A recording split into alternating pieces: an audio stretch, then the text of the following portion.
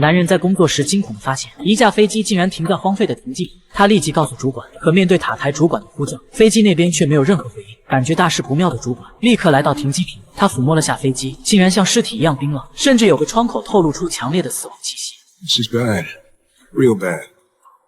We got ourselves a dead airplane. 他立即联系警察封锁现场，还联系了病毒疾控中心的伊佛博士。伊佛马上换好防护服，和女下属诺拉一起进入机舱。可现场一片死寂，210号人全部凉凉。就在这时，伊佛发现一旁的小女孩表情甚是恐惧，她仿佛看到某种可怕的东西一样，并且她耳机里的音都没来得及关闭。